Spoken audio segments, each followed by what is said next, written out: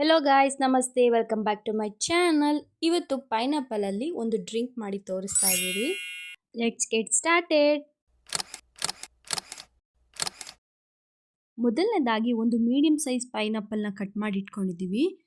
ಸ್ವಲ್ಪ ನಿಂಬೆಹಣ್ಣು ರಸನ ಇಂಡ್ಕೊಳ್ಳೋಣ.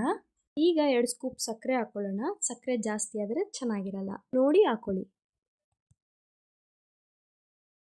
ಈಗ ಜಾರ್ಗೆ ಸ್ವಲ್ಪ ನೀರು ಹಾಕೊಂಡು ಗ್ರೈಂಡ್ ಮಾಡೋಣ. ಗ್ರೈಂಡ್ ಮಾಡ್ಕೊಂಡಿದ್ದಾಗಿದೆ. ಈಗ ಸೋಸ್ಕೊಳ್ಳೋಣ.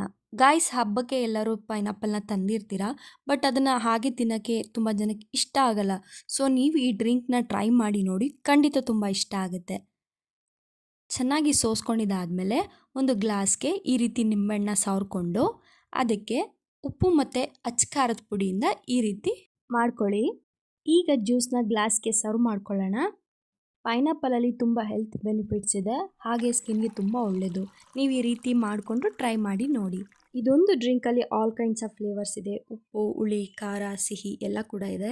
ಸೊ ನೀವು ಇದನ್ನು ಮನೇಲಿ ಟ್ರೈ ಮಾಡಿ ಹೇಗಾಗಿತ್ತು ಅಂತ ಹೇಳೋದನ್ನು ಮರಿಬೇಡಿ. ನಿಮಗೇನಾದರೂ ವಿಡಿಯೋ ಸ್ವಲ್ಪನಾದರೂ ಇಷ್ಟ ಆಗಿದ್ದರೆ ಪ್ಲೀಸ್ ಲೈಕ್ ಮಾಡಿ, ಶೇರ್ ಮಾಡಿ, ಕಮೆಂಟ್ ಮಾಡಿ, ಸಬ್ಸ್ಕ್ರೈಬ್ ಮಾಡ್ಕೊಳ್ಳೋದನ್ನ ಮರಿಬೇಡಿ. Thanks for watching. Love you all. Bye bye.